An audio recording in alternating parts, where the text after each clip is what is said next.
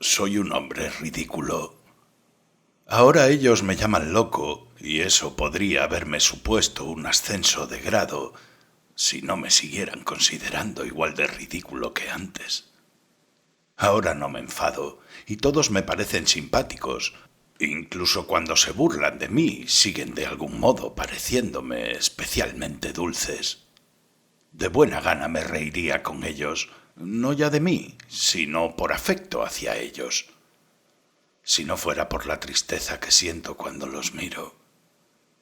Y me siento triste porque ellos desconocen la verdad y yo sí la sé. Oh, qué difícil les resulta a uno conocer la verdad, pero ellos no lo entenderán. No, no lo entenderán. Antes me angustiaba porque les parecía ridículo. Más que parecérselo, lo era. Siempre fui ridículo, y lo sé probablemente desde el día de mi nacimiento. Seguramente supe que era ridículo desde que tenía 7 años. Después estudié en la escuela, más tarde en la universidad, y ¿qué es lo que sucedió? Pues que cuanto más estudiaba, más me convencía de que era ridículo. De modo que toda mi ciencia universitaria, a medida que penetraba en ella, pareció a fin de cuentas haber existido para demostrarme y explicarme que yo era un hombre ridículo. Lo mismo que ocurrió con la ciencia también sucedió en la vida real. A medida que pasaban los años se acrecentaba y afianzaba en mí la conciencia de mi ridículo aspecto en todos los sentidos. Siempre se ha reído de mí todo el mundo, que si había un hombre sobre la faz de la tierra que tenía conciencia de que era ridículo, ese hombre era yo. Esta era la cuestión que más me ofendía, cosa que ellos ignoran, pero de eso solo tengo yo la culpa. Siempre he sido tan orgulloso que por nada del mundo se lo reconocería a nadie jamás. Ese orgullo crecía en mi interior a medida que pasaban los años, y si me hubiera permitido reconocerme como ridículo ante cualquier persona, creo que al instante me habría volado la tapa de los sesos. Oh, cómo sufría en mi adolescencia pensando que no aguantaría más y que en cualquier momento lo confesaría a mis compañeros. Pero desde que me hice joven, y a pesar de ir tomando lentamente conciencia de mi horrible cualidad, no sé por qué, me sentí más aliviado. Y digo que no sé por qué, pues hasta hoy día no he encontrado la razón. Puede que fuera por aquello de que en mi alma crecía una terrible melancolía debido al hecho de que era infinitamente superior a mí. Para ser más exactos, se había apoderado de mí la única convicción de que en el mundo todo daba igual. Lo venía presintiendo desde hacía ya tiempo, pero la convicción completa se me presentó de pronto el último año. De repente sentí que me daba igual que existiera el mundo o que no existiera en absoluto. Comencé a percibir con todo mi ser que nada existía a mi alrededor.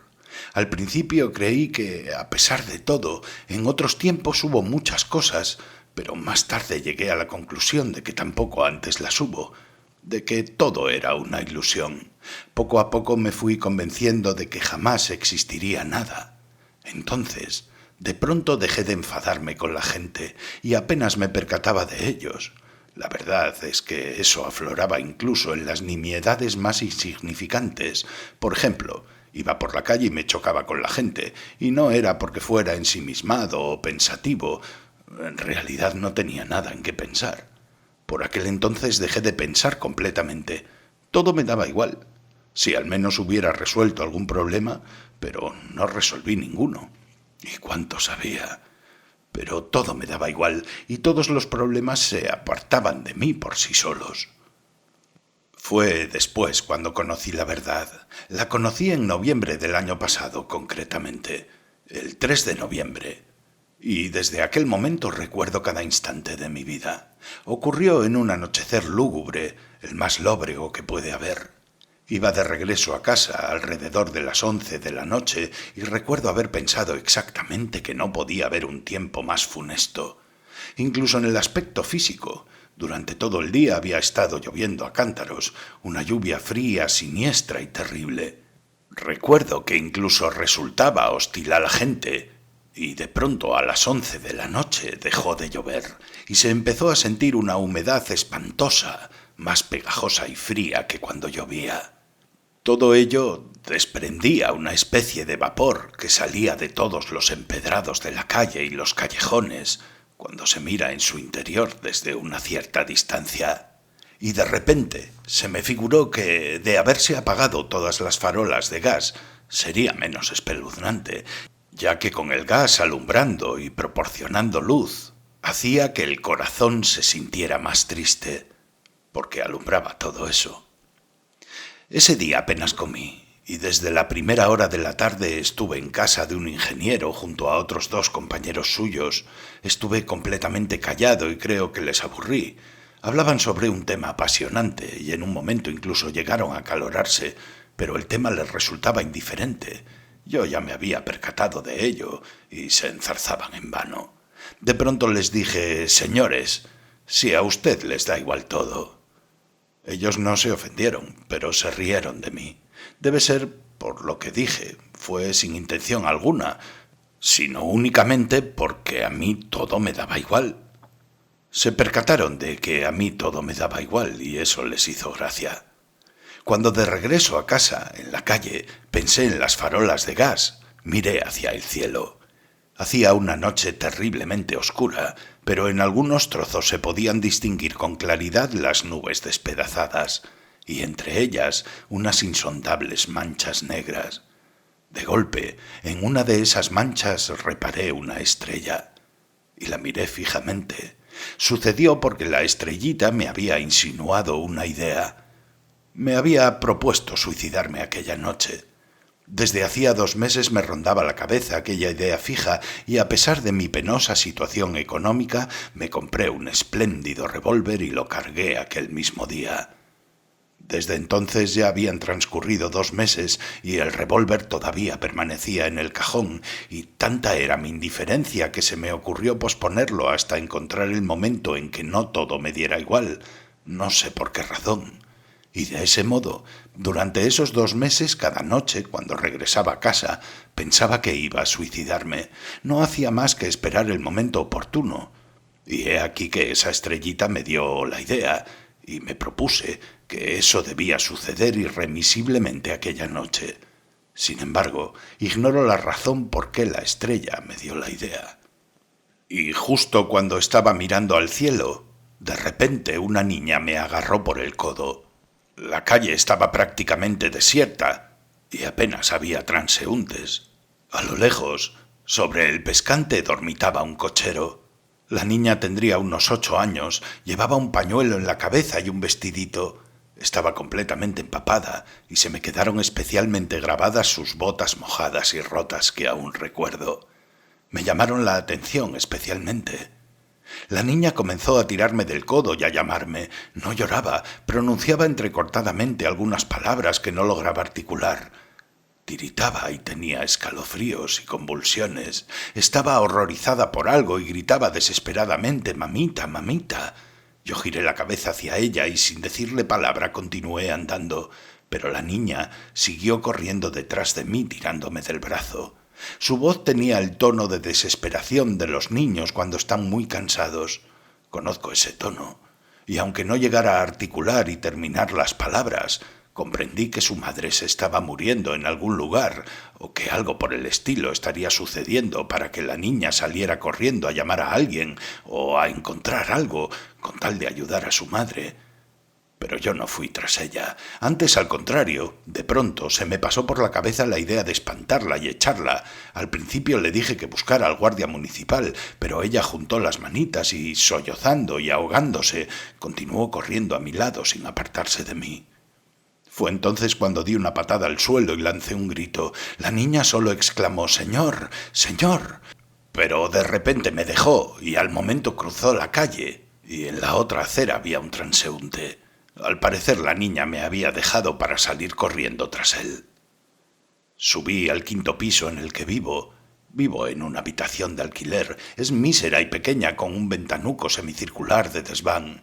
Tengo un sofá cubierto con un hule, una mesa llena de libros, 2 sillas y un sillón viejo a más no poder, pero eso sí, de estilo volteriano. Me senté, encendí una vela y me puse a meditar. Al lado, en la otra habitación, detrás del tabique, continuaba la juerga. Llevaban así ya 3 días. Allí vivía un capitán retirado que tenía invitados, unas 6 troneras, que bebían vodka y jugaban a las cartas con unos viejos naipes. La noche anterior hubo pelea, y sé que 2 de ellos se habían tirado de los pelos durante un buen rato. La casera quiso presentar una denuncia, pero le tiene mucho miedo al capitán. Aparte de nosotros, en otra habitación vive de alquiler una señora muy bajita y delgada, mujer de un militar, que había venido a la pensión con 3 niños que enfermaron allí. Tanto ella como los niños temían al capitán hasta más no poder, y se pasaban la noche temblando y santiguándose. El más pequeño hasta tuvo una especie de ataque por el miedo que le daba el capitán. Sé que ese tal capitán para a la gente en la avenida Niewski para pedir limosna. No le admiten para prestar servicio. Pero es cosa extraña y por eso lo cuento, pues durante todo el mes, desde que él se alojó aquí, no me contrarió en absoluto. Desde el principio rehuí cualquier contacto amistoso con él y además, desde el primer día él mismo se aburrió conmigo, y por más que puedan gritar al otro lado del tabique y por más gente que pueda haber allí, a mí siempre me resulta indiferente. Permanezco toda la noche sentado, y la verdad es que ni los oigo. Hasta tal punto me abstraigo y me olvido de que están allí. No me duermo en toda la noche hasta el amanecer, y así ha transcurrido ya 1 año. Durante la noche entera estoy sentado en el sillón, delante de la mesa sin hacer nada. Los libros los leo solo durante el día, permanezco sentado y ni siquiera pienso, sino que dejo que algunas ideas me ronden, y yo las dejo vagar a su libertad. Durante la noche se me gasta toda la vela. Me senté despacio junto a la mesa, saqué el revólver y lo puse delante de mí. Cuando lo coloqué, recuerdo que me hice una pregunta a mí mismo. ¿Ha de ser así? Y completamente convencido me dije, así ha de ser. Es decir, me suicidaré. Sabía que probablemente me suicidaría aquella noche, pero ignoraba cuánto tiempo permanecería así sentado junto a la mesa, y sin duda alguna me habría dado un tiro en la cabeza de no ser por aquella niña. Ya lo ven. Aunque todo me daba igual, yo, por poner un ejemplo, sentía dolor. De haberme dado a alguien un golpe, habría sentido dolor. Y lo mismo sucedía en el sentido moral. Si hubiera ocurrido algo muy penoso, habría sentido la pena de igual modo que entonces, cuando todavía no todo en la vida me resultaba indiferente. Hacía un rato habría sentido compasión. Podría haber ayudado a la niña. ¿Y por qué no la ayudé? Pues por una idea que me asaltó. Cuando ella me estaba tirando del brazo y me llamaba, se me planteó una cuestión que no pude resolver. La pregunta era ociosa, y eso me enfureció. Me enfadé porque si ya había tomado la decisión de acabar con mi vida aquella misma noche, entonces todo cuanto ahora me rodeara debía serme más indiferente que nunca. ¿Por qué razón sentí de pronto que no todo me resultaba indiferente y que sentía compasión por aquella chiquilla? Recuerdo que me provocó mucha lástima, incluso hasta producirme un dolor extraño, absolutamente inverosímil dada mi situación. Es cierto que no sé expresar aquel sentimiento mío pasajero, pero éste continuó cuando me encontré ya en casa y me hube sentado a la mesa completamente alterado, como hacía tiempo que no lo estaba. Una reflexión sucedía a otra. Se me presentaba con total claridad que si yo era una persona y aún no me había convertido en un cero, y hasta que ello sucediera, en tal caso estaba vivo, y por consiguiente era capaz de sufrir, enfadarme y experimentar la vergüenza por mis actos. Pero si me suicidara, por ejemplo, al cabo de 2 horas, ¿qué importancia tendría para mí la niña, la vergüenza y todo cuanto hubiera en el mundo? Si yo iba a convertirme en un cero absoluto. ¿Acaso la conciencia de que dejaría totalmente de existir y de que por consiguiente tampoco nada existiría no influiría mínimamente en el sentimiento de compasión hacia aquella niña, ni en el de la vergüenza tras haber cometido aquel acto vil. Porque si le lancé aquel salvaje grito a esa infeliz criatura dando una patada al suelo, fue porque pensé que no solo no sentía lástima por ella, sino que si cometía aquella inhumana bajeza, era porque podía hacerlo en aquel momento, ya que pasadas 2 horas todo se acabaría. ¿Pueden creerme que por eso lancé el grito? Ahora estoy casi convencido de ello. Se me presentaba con claridad la idea de que la vida y el mundo parecían ahora depender de mí. Incluso podría decir que el mundo en aquel momento estaba hecho únicamente para mí. Si me suicidaba, el mundo desaparecería, al menos para mí. Por no hablar de que en realidad era muy probable que ya nada existiera tras mi desaparición y que cuando se apagara mi conciencia se apagaría y desaparecería al instante todo el mundo, como si fuera una aparición de mi conciencia, pues tal vez todo este mundo y toda esa gente no eran únicamente más que yo. Recuerdo cómo, cuando estaba sentado y reflexionando, les daba vueltas a todas esas nuevas interrogantes que se apretujaban las unas contra las otras, orientándose incluso en otra dirección y ocurriéndoseme cosas nuevas completamente. Por ejemplo, se me figuró una idea extraña. Si yo hubiera vivido antes en la Luna o en Marte y hubiera cometido allí un acto de lo más atroz y deshonesto que el hombre pueda imaginar, y se me hubiera reprendido y deshonrado allí por él, de modo tal que un acaso sólo pudiera sentirlo e imaginarlo en un sueño, viviendo en el horror, y después, ya en la Tierra, continuara yo conservando la conciencia de lo que había cometido en el otro planeta y al margen de ello supiera que ya jamás podría regresar a aquel lugar. En tal caso, si mirara la Luna desde la Tierra, me daría todo igual, ¿o no? ¿Habría sentido vergüenza o no? Las preguntas eran ociosas y estaban de más, puesto que el revólver yacía sobre la mesa frente a mí, y yo estaba completamente convencido de que aquello ocurriría sin lugar a dudas. Parecía que no me podía morir ahora sin haber resuelto algo previamente. En una palabra, la niña me salvó, porque al hacerme todas esas preguntas aplacé la idea del disparo. Entretanto, en la habitación del capitán también empezó a cesar el ruido, dejaron de jugar a las cartas, se disponían a irse a dormir, y mientras tanto gruñían y reñían entre sí perezosamente. Y he aquí que en aquel momento me quedé dormido, cosa que jamás me había ocurrido antes, sentado y en el sillón. Me dormí sin darme cuenta. Los sueños, como es bien sabido, son algo extraordinariamente extraño. Algunas cosas se te presentan con una claridad pasmosa, con unos detalles minúsculos similares a la orfebrería, y otras veces transcurren como si estuvieras sobrevolando el tiempo y el espacio sin darte cuenta en absoluto. Parece que los sueños no los dirige la razón, sino el deseo, que no es la cabeza, sino el corazón. Y mientras tanto, qué cosas más astutas se le antojaban a mi razón durante el sueño. Además, durante el sueño suceden cosas absolutamente inconcebibles para la razón. Mi hermano, por ejemplo, había fallecido hacía 5 años. A veces lo veo en sueños, participa en mis cosas, tenemos intereses en común, y mientras dura el sueño, yo sé perfectamente, y lo recuerdo, que mi hermano está muerto y enterrado. ¿Cómo es que no me resulta extraño que, a pesar de estar muerto, esté aquí, junto a mí, haciendo cosas? ¿Por qué mi razón permite que esto ocurra? Pero dejémoslo aquí. Voy a contar mi sueño. Sí, entonces yo tuve un sueño. Mi sueño del 3 de noviembre. Ellos ahora se burlan de mí diciendo que solo se trataba de un sueño, pero ¿acaso no da igual que fuera o no un sueño, si ese sueño me ha aportado la verdad? Ya que una vez que has conocido y visto la verdad, es cuando reconoces que no hay otra, ni puede haberla, bien esté uno dormido o despierto. ¿Qué más da que sea un sueño? Pues esta vida que ustedes tanto ensalzan, quise apagarla yo con un suicidio, mientras que mi sueño, me ha revelado una nueva vida, grandiosa, renovada y fuerte.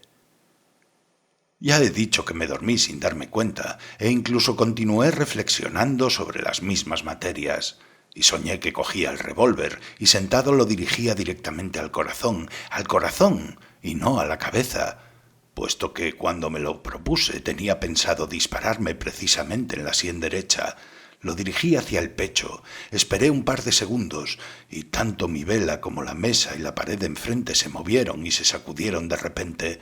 Me disparé lo más aprisa que pude. A veces, cuando uno sueña, cae desde una gran altura o le están dando un navajazo o le pegan, pero en ningún momento siente dolor, al margen, claro está, de que realmente se dé un golpe desde la cama hasta despertarse a causa del mismo. De la misma forma me sucedió a mí. Yo no sentí dolor, pero se me figuró que con mi disparo todo en mi interior se sacudió, todo se había apagado y alrededor de mí oscureció terriblemente.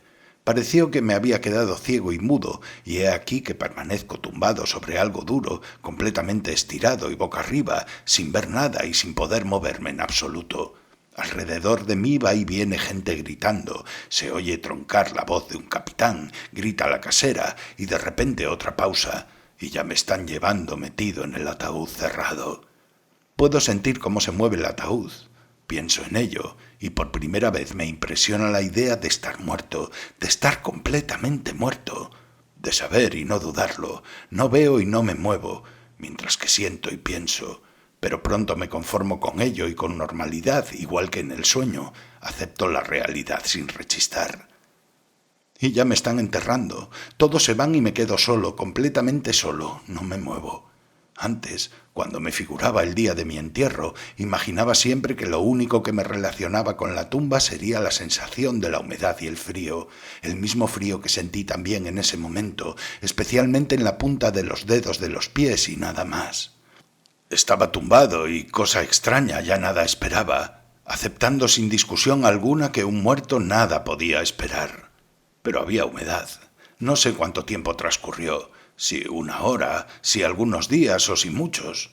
Sobre mi ojo izquierdo, que estaba cerrado, cayó una gota de agua que había calado la tapa del ataúd y a continuación de esta otra. Al cabo de un minuto una tercera y así sucesivamente con el intervalo de un minuto. Una profunda indignación prendió de repente en mi corazón y pude sentir dolor físico en su interior. Es mi herida, pensé, es el tiro, ahí está depositada la bala. Mientras la gota no cesaba de caer en cada minuto en mi ojo cerrado, de repente llamé, no ya con la voz, puesto que estaba inmóvil, sino con todo mi ser, al artífice de cuanto me estaba sucediendo. Seas quien fueres, pero si existes, y hay algo más racional que cuanto ahora me está sucediendo, en tal caso, permítele que también se persone aquí.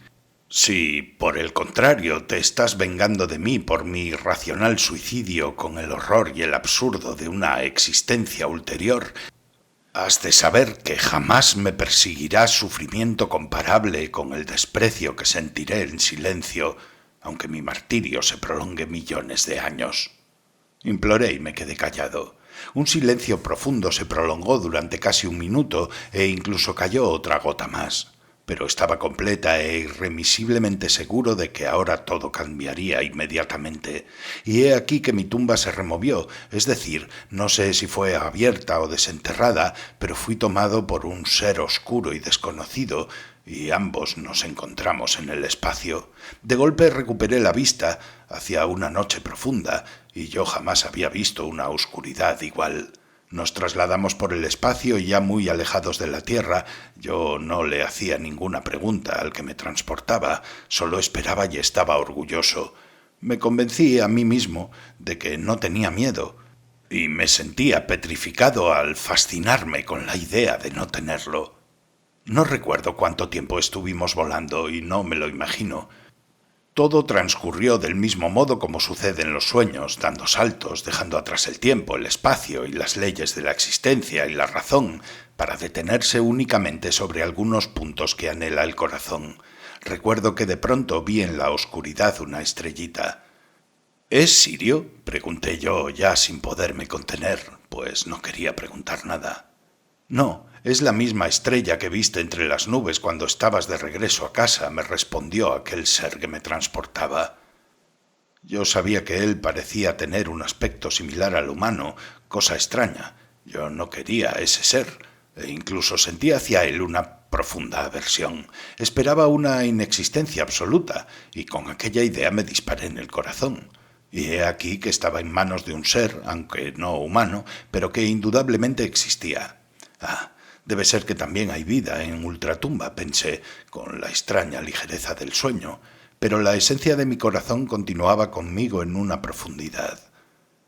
¿Y si he de vivir de nuevo?, pensé, haciéndolo otra vez conforme a la ineludible voluntad de alguien. En tal caso no quiero que me dobleguen y me humillen. «Sabes que me temo y por eso me desprecias», le dije a mi acompañante sideral, sin poderme contener la humillante pregunta que incluía reconocimiento y sintiendo a la vez en mi humillado corazón el pinchazo de un alfiler. Él no respondió a mi pregunta, pero percibí que no me despreciaba ni se burlaba de mí, que tampoco me compadecía y que nuestro viaje tenía un sentido desconocido y secreto que sólo me atañía a mí. El miedo crecía dentro de mi corazón, algo sordo pero torturador. Me llegaba desde mi silencioso acompañante y parecía penetrarme. Nos trasladábamos por espacios oscuros y desconocidos. Llevaba ya un buen rato sin ver las estrellas que me eran conocidas. Sabía que existían estrellas de ese tipo en los espacios siderales y que sus haces de luz llegaban a la Tierra al cabo de miles de millones de años. Puede que ya hubiéramos sobrevolado esos espacios. Estaba a la espera de algo terrible en el interior de mi angustiado corazón, y de repente me estremeció un sentimiento familiar y sugestivo en grado sumo. Acababa de ver nuestro sol. Yo sabía que eso no podía ser nuestro sol, el que había dado vuelta a nuestra tierra, y que estábamos en una infinita distancia de él. Pero no sé por qué reconocí con todo mi ser que se trataba de un sol exactamente igual que el nuestro, su repetición y su doble. Un sentimiento dulce calmó con asombro en mi interior. La fuerza familiar de la luz, la misma que me dio vida, resonó dentro de mi corazón, al que resucitó y me sentí vivo, igual que antes, por vez primera después de ser enterrado. «Pero si esto es el sol, si este es exactamente el mismo sol que el nuestro», exclamé, «entonces ¿dónde está la Tierra?». Y mi acompañante me indicó la estrellita que brillaba en la oscuridad con un brillo de color verde esmeralda. Nos dirigíamos directamente hacia ella. ¿Acaso son posibles repeticiones de este tipo en el universo? ¿Son así las leyes de la naturaleza? Y si aquello de allí es una tierra, ¿acaso es igual que la nuestra? Exactamente igual. Infeliz, pobre, pero querida y eternamente amada, que engendra el mismo amor torturador incluso en sus hijos más desagradecidos, contenible y asombroso amor hacia aquella querida tierra de antes que había abandonado. La imagen de la pobre niña que había ofendido pasó fugazmente delante de mí. «Lo verás todo», respondió mi acompañante, y un tono triste resonó en aquellas palabras. Pero enseguida nos aproximamos al planeta. Este crecía ante mi vista. Podía ya diferenciar el océano, los contornos de Europa, cuando un sentimiento extraño, de enorme y sacro celo, prendió en mi corazón. ¿Cómo es posible una repetición así? ¿Y con qué finalidad? Yo amo y todavía puedo amar a aquella tierra que abandoné, sobre la que quedó salpicada mi sangre cuando el desagradecido de mí terminó con su vida de un disparo en el corazón. Pero jamás dejé de amar yo aquella tierra, incluso durante aquella noche en que me despedí de ella. Es posible que la amara de un modo más torturador que nunca, y en esta nueva tierra existe el sufrimiento. En la nuestra, amar de verdad es sólo posible con el sufrimiento y a través de él. No sabemos amar de otro modo y desconocemos otro tipo de amor. Yo necesito el sufrimiento para amar. Deseo, ansío, en este instante besar y regar de lágrimas solo aquella otra tierra que abandoné, y no quiero, no me haré a vivir en ninguna otra. Pero mi acompañante ya me había dejado. De pronto, sin darme cuenta, me encontré en esta otra tierra sumergido en un día claro, tan maravilloso como el paraíso, bañado en la luz del sol. Creo que me encontré en una de esas islas que componen el archipiélago griego en nuestra tierra o en algún punto del litoral del continente cercano al archipiélago. Oh, todo era igual que en nuestra tierra, pero por todas partes parecía irradiar festividad y la consecución finalmente alcanzada de un grandioso y santo triunfo. El plácido mar de color esmeralda salpicaba suavemente la orilla. La acariciaba cariñosa, visible y casi conscientemente. Los altos y maravillosos árboles crecían en todo el lujo y esplendor de la luz, y estoy convencido de que sus innumerables hojas me saludaban con su suave rumor acariciador que parecía pronunciar palabras de amor. La tierra ardía desprendiendo luz de aromáticas flores, los pajarillos revoloteaban por el cielo en bandadas y sin temor se posaban sobre mis hombros y mis manos, aleteando alegremente con sus tiernas y trémulas alitas. Finalmente vi y conocí a la gente que habitaba esta feliz tierra. Se acercaron a mí, me rodearon y empezaron a besarme. Hijos del sol, eran los hijos de su sol. ¡Oh, qué maravillosos eran! Jamás había visto en la tierra hombres tan bellos. Quizás pudiera encontrarse algún reflejo de aquella belleza, aunque lejano y algo debilitado, entre nuestros sueños en su más tierna infancia. Los ojos de esa gente feliz brillaban con un esplendor claro, sus rostros irradiaban raciocinio y en algún grado de conciencia reconciliadora. Pero a la vez de sus alegres caras, en las palabras y las voces de aquella gente se percibía una alegría infantil. Oh, al instante de ver aquellos rostros lo comprendí todo. Era una tierra que no estaba mancillada por el pecado original y donde vivía gente que no había caído. Vivían en el mismo paraíso en que, según la tradición, también habitaron nuestros procreadores, con la única diferencia de que toda la tierra aquí era el mismo paraíso. Esas personas, sonriendo alegremente, se acercaban a mí y me acariciaban. Me condujeron consigo y cada uno de ellos deseaba tranquilizarme. Oh, no me hacía ningún tipo de pregunta, pero parecían saberlo todo, y eso es lo que me parecía a mí. Deseaban borrar cuanto antes el sufrimiento de mi rostro. Volvemos a lo mismo, pues que ha sido solo un sueño. Pero el sentimiento de amor de aquellas inocentes y maravillosas personas se me quedó grabado para siempre, y aún ahora puedo sentir cómo desde aquel lugar se derrama amor sobre mi persona. Los vi con mis propios ojos, los conocí y me convencí de que los amaba y después sufrí por ellos. Oh, ya entonces me di cuenta al instante de que en absoluto lograría comprenderlos en muchos aspectos.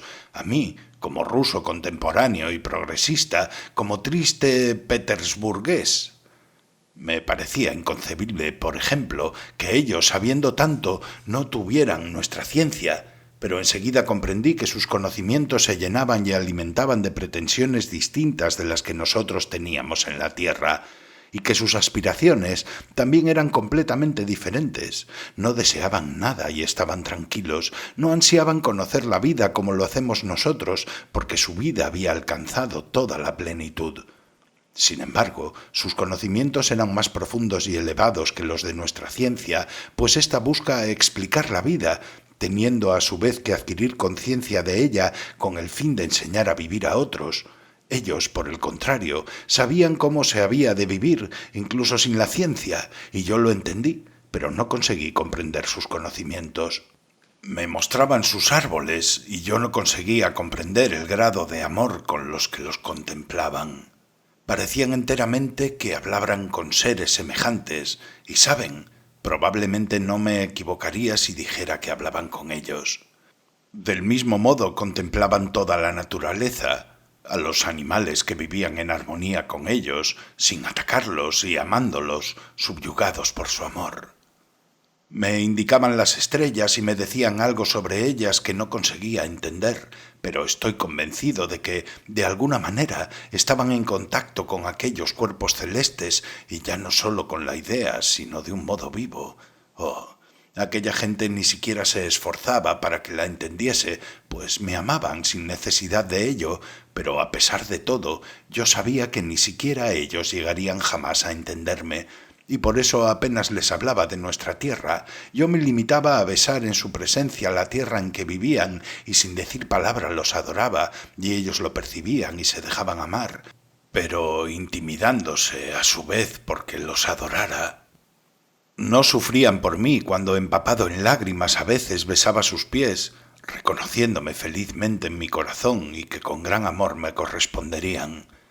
A veces me preguntaba con asombro cómo durante tanto tiempo podían no ofender a alguien como yo, ni suscitar una sola vez en mí el sentimiento de celos o envidia. Muchas veces me preguntaba cómo podía un ser tan petulante y mentiroso como yo no hablarles de mis conocimientos, que ellos, claro está, ignoraban, al igual que tampoco desear asombrarles con ellos, aunque fuera solo por amor a ellos.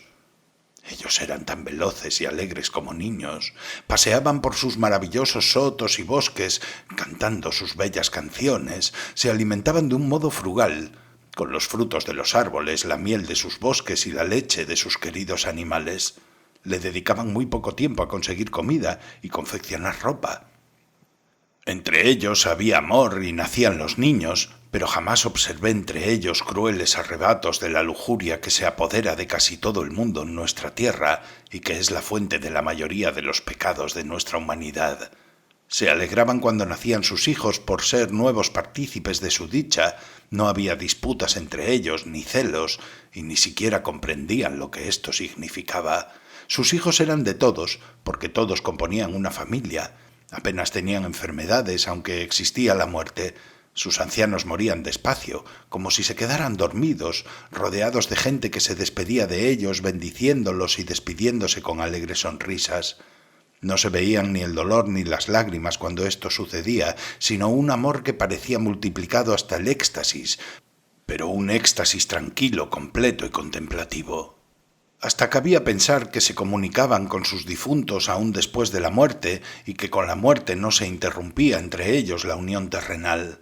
Apenas me comprendían cuando les preguntaba acerca de la vida eterna, pero al parecer estaban tan convencidos de su existencia que eso no provocaba en ellos inquietud alguna.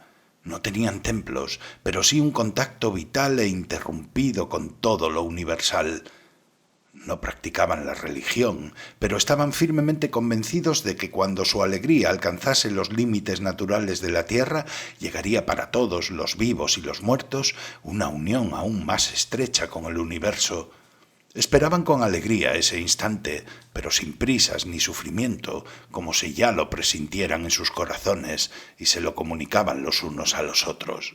Por las tardes, antes de dormir, les gustaba reunirse para cantar en cordiales y armoniosos coros. Con esas canciones comunicaban las sensaciones que les había deparado el día, que bendecían y del que se despedían.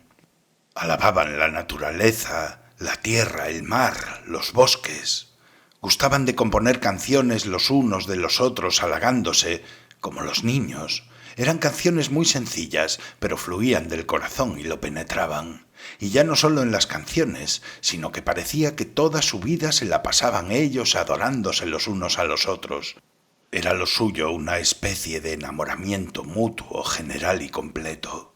Yo apenas entendía algunas de sus canciones triunfales y solemnes. Comprendiendo las palabras, jamás conseguí entender todo su significado. Parecían inaccesibles a mi entendimiento y, sin embargo, parecían penetrar cada vez más en mi corazón.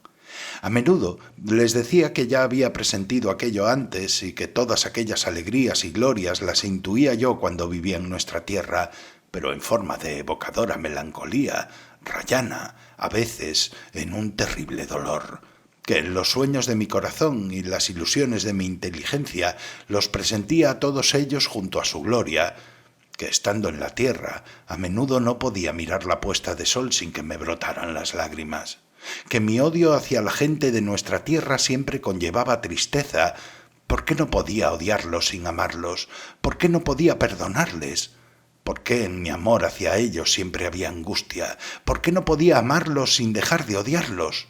Ellos me escuchaban, y yo veía que advertían que no podían imaginarse lo que les decía, pero no me arrepentía de decírselo. Sabía que entendían el gran pesar que me producían aquellos a los que abandoné. Sí, cuando me miraban con sus maravillosos ojos repletos de amor, cuando sentía que, en su presencia, también mi corazón se tornaba igual de inocente y veraz que el de ellos, no sentía lástima por no comprenderlos. Al experimentar la totalidad de la vida me quedaba sin aliento y en silencio rezaba por ellos. Oh, todos se ríen ahora mirándome a los ojos y me intentan persuadir de que durante el sueño es imposible los detalles que yo les transmito ahora, de que en mi sueño había visto o tenido solo una o dos sensaciones, nacidas de mi propio corazón delirante, y que los detalles los había añadido yo mismo al despertarme, y cuando les confesé que probablemente así es como sucedió en realidad. Dios mío, qué carcajadas soltaron así en mi cara. ¿Y cuánta gracia les hizo aquello? Oh, claro que únicamente yo estaba convencido del sentimiento de aquel sueño y de que tan solo había sobrevivido en mi profundamente herido corazón.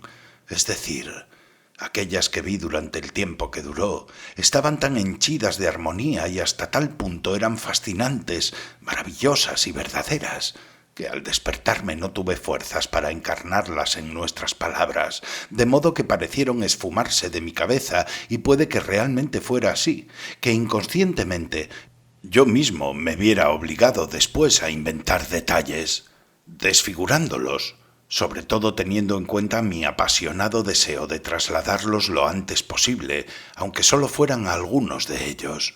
Sin embargo, ¿cómo no voy a creer que todo aquello fue realidad? Puede que haya sido 1000 veces mejor, más claro y alegre de lo que haya contado. Que sea un sueño, pero que aquello no pudo no haber sucedido.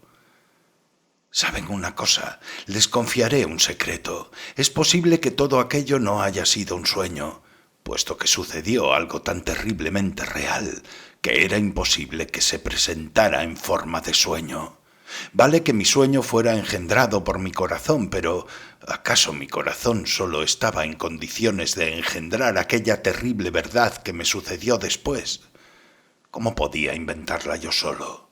¿Acaso mi pequeño y caprichoso corazón y mi insignificante inteligencia podían alzarse con semejante revelación de la verdad?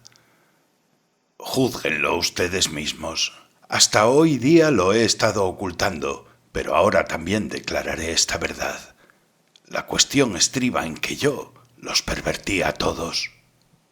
Sí, la cosa terminó con que yo los pervertí a todos.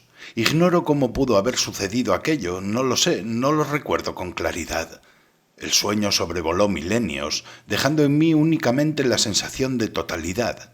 Solo sé que la causa del pecado fui yo, igual que en la espantosa triquina, como el átomo de la peste que contagia países enteros. Del mismo modo también yo contagié aquella tierra feliz y sin pecado antes de mi llegada. Aprendieron a mentir, y les gustó, hasta ver belleza en ello. Oh, eso puede que ocurriera de un modo inocente, como una broma, una coquetería o un juego amoroso, de veras. Puede que se iniciara como un átomo, pero ese átomo de la mentira penetró en sus corazones y les gustó. A continuación nació rápidamente la lujuria, ésta engendró los celos y los celos la crueldad. Oh, no lo sé, no lo recuerdo, pero pronto, muy pronto, brotaron las primeras gotas de sangre. Ellos se asombraban y se horrorizaron y comenzaron a dispersarse y a separarse, comenzaron a crearse las alianzas, pero ya de los unos en contra de los otros. Aparecieron los reproches, las recriminaciones, conocieron la vergüenza y la convirtieron en virtud. Nació el conocimiento del honor, y en cada agrupación apareció su bandera. Empezaron a torturar a los animales y estos se alejaron de ellos penetrando en el bosque y se convirtieron en sus enemigos. Comenzó la lucha por la separación, el aislamiento, la individualidad y la propiedad privada. Empezaron a hablar diferentes lenguas, conocieron el dolor y lo amaron, ansiaron el sufrimiento. Fue entonces cuando surgió en ellos la ciencia, cuando se hicieron malvados, empezaron a hablar de la hermandad y la humanidad y comprendieron esas ideas. Cuando se hicieron criminales inventaron la justicia, prescribiéndose a sí mismos códigos enteros para custodiarla y con el fin de salvaguardar su vigencia impusieron la guillotina. Apenas se acordaban de lo que habían perdido y no querían creer que hubo un tiempo en que fueron inocentes y felices. Se reían incluso de la posibilidad de su felicidad pasada, denominándola sueño. No podían darle forma en su imaginación, pero, cosa rara y curiosa, una vez perdida la fe en la felicidad pasada, a la que llamaron cuento, Sintieron tantas ganas de ser nuevamente inocentes y felices que, como niños, cayeron ante el deseo de su corazón. Lo divinizaron y construyeron templos y empezaron a rezar a su misma idea y a sus mismos deseos, creyendo plenamente a su vez en la imposibilidad de un cumplimiento y su realización, pero adorándolo y venerándolo con lágrimas. Y sin embargo, si les hubiera dado la posibilidad de retomar aquel estado de felicidad e inocencia que perdieron, y si alguien se lo hubiera mostrado de nuevo preguntándoles si deseaban regresar a ese estado, probablemente se habrían negado. Me respondieron: sabemos que somos falsos, malos e injustos, pero lo sabemos y lloramos por ello. Nosotros mismos nos torturamos por ello y probablemente nos castigamos más que aquel misericordioso juez que nos juzgará y cuyo nombre desconocemos. Pero tenemos la ciencia, y por medio de ella buscaremos nuevamente la verdad, aunque la acogeremos ya más conscientemente. El conocimiento está por encima del sentimiento, la conciencia de la vida está por encima de la vida misma, la ciencia nos proporcionará sabiduría, y ésta nos descubrirá leyes, y el conocimiento de las leyes, la felicidad que está por encima de la felicidad. Eso fue lo que dijeron. Y después de esas palabras, empezaron a quererse más a sí mismos que a sus prójimos, y les resultó imposible obrar de otro modo. Todos empezaron a ser tan celosos de su persona que procuraban, por todos los medios, humillar y menoscabar a los demás. Convirtiendo esto en la finalidad de su vida, surgió la esclavitud, incluso voluntaria. Los débiles de buena voluntad se supeditaron a los más fuertes con la finalidad de ayudarles a oprimir a los más débiles que ellos mismos. Surgieron los defensores de la justicia que, con lágrimas en los ojos, venían a ver esa gente y le hablaban de su orgullo, de la pérdida del equilibrio, la armonía y el pudor. La gente se reía de ellos o los apedreaba, a las puertas de los templos se derramaba sangre santa, y a pesar de todo empezó a surgir gente que se planteó la forma de volver a unir a todos de nuevo, con el fin de que cada cual, sin dejar de amarse a sí mismo más que a sus prójimos, no molestara a su vez a nadie, y se pudiera continuar viviendo de ese modo juntos, como si se tratara de una sociedad conforme consigo misma. A causa de esta idea se desencadenaron guerras enteras. Todos cuantos luchaban creían fielmente que la ciencia, la sabiduría y el sentimiento de autoprotección obligarían finalmente al hombre a reunirse en una sociedad de concordia y racionalidad. Y mientras tanto, para acelerar su llegada, los más sabios, ansiosos de ver triunfar su idea, aniquilaban a los menos sabios que no la entendían. Pero el sentimiento de autoprotección comenzó pronto a debilitarse. Aparecieron los orgullos y los voluptuosos que exigían directamente todo o nada. Para obtenerlo recurrían al crimen, y de no conseguirlo al suicidio. Surgieron religiones de culto al no ser y a la destrucción, con el único placer de la eterna futilidad. Finalmente esta gente se cansó del absurdo esfuerzo, y en sus rostros se dibujó el sufrimiento, y proclamaron que el sufrimiento era la belleza, ya que únicamente éste tenía sentido. Dedicaban canciones a sus sufrimientos. Yo daba vueltas sin saber qué hacer y lloraba por ellos, pero los amaba probablemente más que antes, cuando en sus rostros aún no había sufrimiento y eran tan inocentes y maravillosos. Llegué a amar su mancillada tierra más que antes, cuando aún era el paraíso, solo porque en ella había aparecido el dolor. ¡Ay! Siempre amé el dolor y la pena, pero única y exclusivamente para mí, mientras que ahora lloraba por ellos y me compadecía de ellos. Les tendí las manos desesperado, culpándome, maldiciéndome y despreciándome a mí mismo. Les decía que todo aquello lo había hecho yo y solo yo, que yo les había llevado la perversión, el contagio y la mentira. Les rogué que me crucificaran, les enseñé cómo se hacía una cruz. No podía ni tenía fuerzas para quitarme la vida yo mismo, pero deseaba cargar con sus penas, ansiaba las penas, ansiaba que sobre esas penas se derramara hasta la última gota de mi sangre, pero ellos se limitaban a burlarse de mí y a tomarme por un chiflado. Me disculpaban, diciendo que recibieron aquello que ellos mismos habían deseado y que todo cuanto entonces sucedía no poder no haber sucedido. Finalmente me hicieron saber que yo comenzaba a ser un peligro para ellos y que si no me callaba me encerrarían en un psiquiátrico.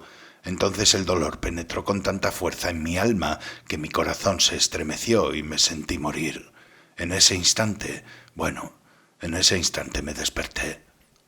Ya había amanecido, o mejor dicho, aún no había luz, pero eran cerca de las 6. Me desperté sentado en el mismo sillón. Mi vela se había consumido. En la habitación del capitán todos estaban durmiendo y alrededor reinaba un silencio como en pocas ocasiones se daba en nuestra pensión. Lo primero que hice fue pegar un salto, extraordinariamente asombrado. Jamás me había ocurrido nada semejante, ni siquiera en los detalles más absurdos e insignificantes. Por ejemplo, jamás me había quedado dormido en el sillón como me acababa de suceder. He aquí que, mientras permanecía de pie recobrando el sentido, de pronto centelleó ante mí el revólver preparado y cargado, pero al instante lo aparté. Oh, ahora solo quería vivir y vivir. Alcé las manos y clamé por la verdad eterna. No clamé, sino que lloré. El asombro, el incalculable asombro, elevaba mi ser. Sí, quería vivir y predicar. Decidí dedicarme a la predicación en aquel mismo instante y lógicamente para el resto de mi vida. Quería predicar, lo quería. ¿Y qué iba a predicar? Pues la verdad, ya que la había visto con mis propios ojos y había descubierto toda su gloria. Y desde entonces predico. Aparte de ello, amo a todo el mundo y más aún a los que se burlan de mí. Ignoro por qué me sucedió de ese modo. No sé, ni puedo explicarlo, pero que así sea. Ellos dicen que ahora me embrollo. Es decir, que si ya ahora me embrollo, entonces, ¿qué será más adelante? La verdad es inapelable. Me confundo, y más adelante probablemente me confundiré aún más. Y claro que me confundiré hasta que encuentre el modo de más. Y claro que me confundiré hasta que encuentre el modo de predicar mejor, es decir, hasta dar con las palabras adecuadas y los hechos que vaya a exponer, pues es sumamente difícil de llevar a cabo. Sí, todo ello lo estoy viendo ahora tan claro como el día, pero atiéndame, ¿quién no se embrolla? Y mientras tanto, todos tienen la misma finalidad, o al menos tienden hacia ello, desde el más sabio hasta el último bandido, solo que por distintos caminos. Esta es una verdad antigua, pero he aquí que hay algo nuevo en ella. No debo desviarme, puesto que yo vi la verdad. Yo vi y sé que la gente puede ser maravillosa y feliz, sin perder la cualidad de vivir en la tierra. No quiero ni puedo creer que el mal sea una condición normal en las personas, y sin embargo ellos no paran de burlarse de esta fe mía. Pero ¿cómo podría no creer si yo vi la verdad? Y no es que haya inventado en mi cabeza, sino que la vi, y su viva imagen llenó mi alma para toda la eternidad. La vi con tanta plenitud e integridad que no puedo admitir que no exista entre los hombres. Además, ¿cómo voy a embrollarme? Claro que es posible que me confunda unas cuantas veces, pero seguiré hablando incluso con otras palabras, aunque no por mucho tiempo. La viva imagen de lo que vi siempre estará a mi lado y me corregirá y orientará. Oh, estoy optimista y lleno de lozanía e iré siguiendo mi propósito aunque necesite 1000 años. ¿Saben una cosa? Al principio incluso quise ocultar que los había pervertido a todos, pero fue un error. He aquí el primer error. Sin embargo, la verdad me susurró que estaba mintiendo, me protegió y me dirigió. Pero ignoro cómo se construye el paraíso, porque no sé transmitirlo con palabras. Después de mi sueño perdí las palabras, o al menos los vocablos más importantes, los más necesarios. ¿Qué más da? Yo marcharé y predicaré sin descanso, porque a pesar de todo lo vi con mis ojos, aunque no sepa transmitirlo. Pero esto es algo que no entienden aquellos que se burlan de mí, que dicen, fue un sueño, un delirio, una alucinación. Oh, ¿acaso eso es de sabios? Y están tan orgullosos. ¿El sueño? ¿Qué es el sueño? ¿Acaso nuestra vida no es un sueño? Diré algo más. Que sea cierto que nunca se cumpla y que no exista nuestro paraíso, eso ya lo entendí yo. Pero a pesar de todo predicaré. No obstante, sería tan sencillo, en un día, en tan solo 1 hora. Todo podría hacerse realidad. Lo más importante es que ames a tus semejantes como a ti mismo, y eso es lo fundamental. Creo que no se necesita nada más. Al instante encontrarías cómo ordenar tu existencia. Además, solo se trata de una verdad antiquísima, leída y repetida billones de veces. pero que no terminó de arraigar, porque la conciencia de la vida está por encima de la vida misma. El conocimiento de las leyes de la felicidad excede a la propia felicidad. Contra eso es contra lo que hay que luchar, y yo lo haré. Si todos lo desearan, las cosas cambiarían al instante. Por fin encontré a aquella pequeña, y seguiré adelante. Seguiré.